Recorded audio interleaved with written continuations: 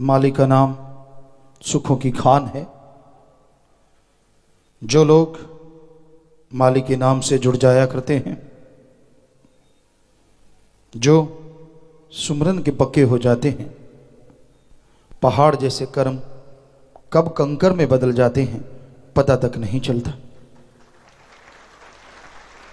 अल्लाह वाहिगुरु गौड़ खुदा रब की याद में ऐसी शक्ति है, ऐसी ताकत है कि जो भी इस ताकत से जुड़ जाता है उसे दोनों जहां की खुशियां इस मृत्यु लोक में मिलनी शुरू हो जाती हैं। ऐसा परमानंद मिलता है, ऐसी लज्जत मिलती है जिसकी कल्पना नहीं की जा सकती। तो इसलिए अगर आप परमानंद चाहते हैं, मालिक की कृपा दृष्टि के काबिल बनना चाहते हैं, तो मालिक के नाम का सुमरन किया करें। सुमरन में अनोखी शक्ति है। सुमरन इंसान के अंदर की मैल साफ कर देता है। सुमरन इंसान को आत्मबल बख्शता है। सुमरन करने से इंसान अंदर बाहर से शक्तिशाली होता चला जाता है। कोई गम, कोई चिंता, कोई टेंशन उसे सता नहीं सकती। इसलिए सुमरन के पक्के बनो। कईयों ने कहा कि जी परम पिता जी के समय या मस्ताना जी के समय नाम के बारे में नहीं कहा जाता था, क्योंकि उनका मन खुद का खराब था। खुद तो जाप करना नहीं होता था, लोगों को शिक्षा देते थे, नहीं तब तो नहीं कहा जाता था। एक एक शब्द उठा के देखो उसमें लिखा क्या है।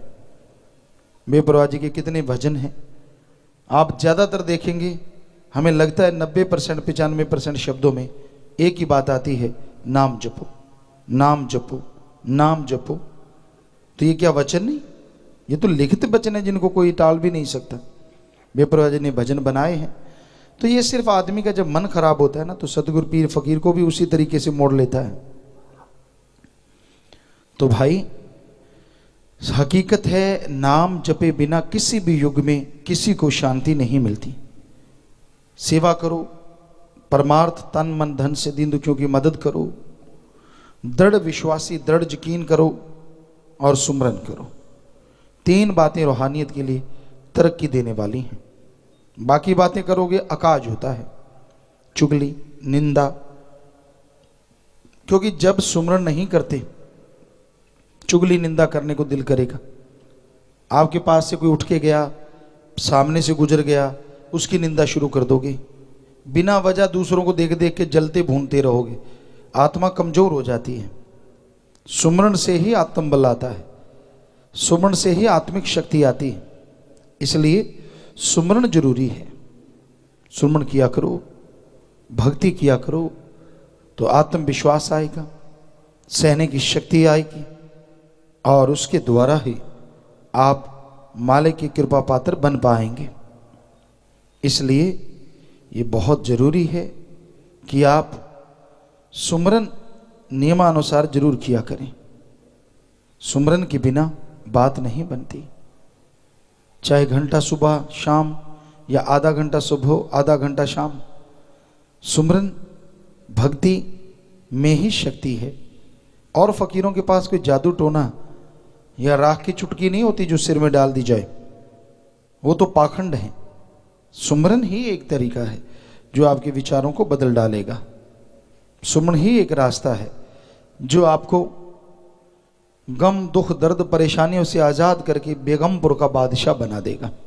इसलिए सुमरन पे ध्यान एकाग्र करो। सुमरन करना ही करना है। कितना भी काम धंधा है, कितना भी आप बिजी हैं, सुमरन करो। मन जालिम तो ऐसा है, चाहे आप फ्री हो तो नहीं सुमरन करने देता।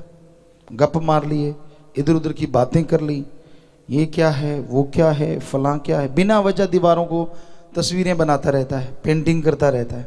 सुमरन के टाइम देखो, खुली आंखें करके जाप करके देखो, आपके सामने अलमारी है तो अलमारी की गाथा शुरू हो जाएगी। ये थोड़ी टेढ़ी है, मेरे वाली गलत है, उसकी वाली सही है, इसमें कपड़े ज़्यादा हैं, उसमें लटक रहे हैं, इसमें नहीं है, मेरी सफाई बढ़िया, उसकी नहीं, फलां फलां। कोई बात नहीं, कोई मतलब नहीं। लेकिन मन जालिम है ही ऐसा। सुमरण नहीं करने देता। इसलिए कहा जाता है बंद आंखें करके आप सुमरण करें, ताकि कम से कम इन चीज़ों में ध्यान ना अटके। बंद आंखें कर ली तो फिर अंदर से शुरू हो जाता है।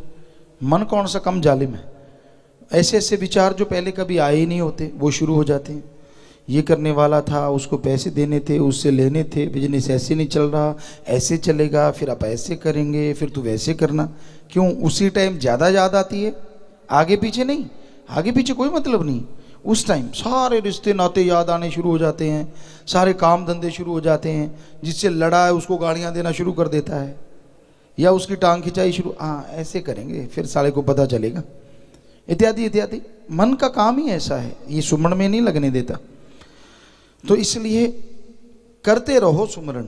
जो सुमरण कर लोगे, ये मन में ताकत नहीं है, क्योंकि वो अल्लाह वाहिगुरु का सुमरण है, उसे कोई खत्म नहीं कर सकता। जितना आपने कर लिया वो आपका हो गया, और उसकी खुशियों के हकदार भी आप जरूर बनेंगे।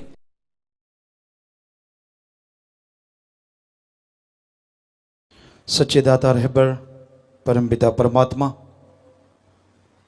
उसके प्यार में, उसकी मोहब्बत में, उसके नाम में जो शक्ति है वो कल्पना से परे है। जीव जो सोच भी नहीं सकता वह नज़ारे मालिक दिखा देते हैं जो उसके नाम का सुमरन किया करते हैं। नाम का सुमरन अनमोल है, बेशकीमती है, और हैरानी है ऐसे अनमोल बेशकीमती नज़ारे को लेने के लिए एक पैसा भी खर्च नहीं करना पड़ता। हीरे जवाहरात, सोना चांदी, जो भी गहने आप पहनते हैं उसके लिए रुपया पैसा खर्च करना ही पड़ता है। लेकिन अनमोल नाम, बेपरवाह जी ने फरमाया है, अनमोल नाम बिन मोल मिले संतों बाजार में। संतों का बाजार सत्संग होता है। बेपरवाह जी ने फरमाया है, अनमोल नाम बिन मोल मिले संतों के बाजार में। संतों का बाजार सत्संग होता है। संत कहीं भी जाते हैं, दुनिया क्या सोचती है, क्या उनके दिलो दिमाग में सवाल चलते हैं, कैसे कैसे वो मामलात बना देते हैं, ये उनका मन है और वो मनमते हैं। संतों को इससे कोई लेना देना नहीं होता। पर संत यहाँ भी जाते हैं, सत्संग ही उनका बाजार होता है, और रूहों का वो वाणिज्य व्यापार करते हैं। हमेशा ऐसा ही होता है। निजामुद्दीन औलिया, उनके साथ उनके मुरीद थे, कहीं पे जा रहे थे, कहने लगे भाई आज तो वैश्या के कोठे पे चलेंगे। अब आम आदमी जाते हैं वो तो यही सोचेंगे कि ये भी तो आदमी है। तो वो वैश्या के कोठे पे चढ़ गए। बाकी जितने भी मुरीद थे खिसक गए, कुछ खिसक गए, कुछ बातचीत करने लगे, यार ये भी कोई बात है, क्या कहेंगे लोग, आपका गुरु कहाँ गया, वैश्या के कोठे पे। तो कुछ रुक गए, 20-25% चले गए। तो वहाँ वैश्या के गेट पे खड़े, गेट खटखटाया, वो बाहर आई, कहने लगे भी हमें तो एक अलग कमरा चाहिए। 20-25% और खिसक गए, अलग कमरा चाहिए, ये क्या मतलब। कहने लगे महाराज और कोई सेवा, कहने लगे आप भी वहीं आइए। खिसक गए, कुछ 20-25% और खिसक गए। तो पूरी रात वो वहां रहे। अगली सुबह तक सिर्फ एक ही उनका मुरीद जो बेहद खास था, तो वही बचे, बाकी सब चले गए। और हकीकत में हुआ ये कि उन्होंने वहां पे सत्संग किया। वो वैश्यों की जो हेड थी उसको बुलाया, इसलिए पहले उसको ज्ञान दिया, और उसके बाद जितनी भी वहां रहने वाली लड़कियां थी उनको ज्ञान दिया, और उसके चंगुल से सारी लड़कियों की मुक्ति करवा दी। पर जिनके मन गंदे होते हैं, जो खुद नरक के कीड़े होते हैं, वो कैसे सोच सकते हैं? वो तो यही सोचेंगे वेश्यावृत्ति में लिप्त लोग, जो हम हरामखोरी करते हैं ये भी हरामखोरी करते हैं। तो ये कलयुग है, अब तो बहुत ही भयानक कलयुग। इंसान की जैसी गंदी सोच होती है वैसा दूसरे को वो देखता है। बड़े चालबाज हैं इस संसार में, बड़े ही चालबाज, दिखने में कुछ और, करने में कुछ और। दाता पुल दाता नाल प्यार पा लिया, बेपरवाह जी ने एक भजन लिखा है। और आज कलयुग के इस टाइम में, क्योंकि जब भी उन्होंने लिखा तब भी वो 100% खरा उतर रहा था हर चीज पे, और आज भी उतर रहा है।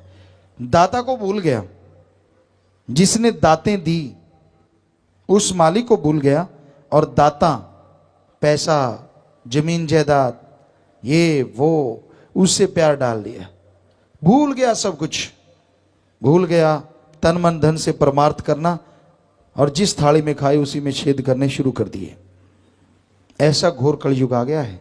दिखने में कुछ और नजर आते हैं, पर इतने मतलब परस्त हैं लोग, इतने नमक हराम हैं लोग, सभी नहीं पर कुछ सफेदपोश ऐसे लोग नजर आते हैं हर क्षेत्र में, हर जगह पे। तो ऐसों से जितना दूर रहो, जितना परहेज करो उतना ही अच्छा।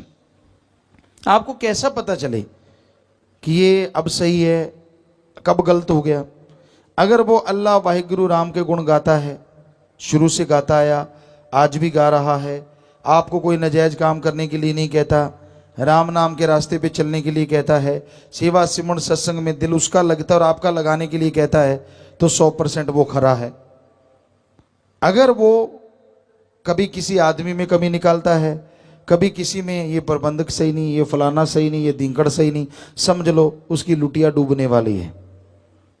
क्योंकि उसको किसी से क्या लेना देना। आप अपना बिजनेस करो, काम करो, धंधा करो, राम का नाम जपो, बस। और जैसे वो इस तरह की बातें करने लगता है और आप सुनना शुरू कर देते हैं, समझ लीजिए आपका मन भी हरामी होने वाला है। ऐसे लोगों से सावधान हो जाओ। क्यों, पहले क्या था और अब क्या हो गया? फकीर संत गुरु तो कभी किसी को बद्दुआ नहीं देते, क्योंकि चलता पैसा कब खोटा हो जाए इसका कोई मालूम नहीं पड़ता। तो इसलिए ऐसे लोगों से सावधान हो जाओ, क्योंकि वो गिर चुके हैं, मन के हाथों मजबूर हो चुके हैं, चाहे माया के यार बन गए या मोह ममता में फंस गए, भूल गए उस मालिक देने वाले को। अगर वो दे सकता है तो वो ले भी सकता है। सारी रौनकें उड़ जाती है, मुंह से मक्खी नहीं उड़ती। फिर इतना बुरा हाल होता है कहने सुनने से परे। तो कई लोग चालाक ज़्यादा पड़ गए, ज़्यादा कड़ गए, ऐसी चालाकियाँ करते हैं, शातिराना चीज़ें करते रहते हैं, और वो पल पल भरते हैं। मालिक कृपा करता है, उस जो भी आदमी सेवा करता है तन मन धन से, कोई कमी नहीं छोड़ता मालिक। लेकिन इंसान अगर बुरे कर्म करने लग जाए तो भाई फिर भरना भी उसको पड़ता है। तो इसलिए आप सुमरन करें, भक्ति इबादत करें, और ऐसे लोगों से हमेशा सावधान रहें।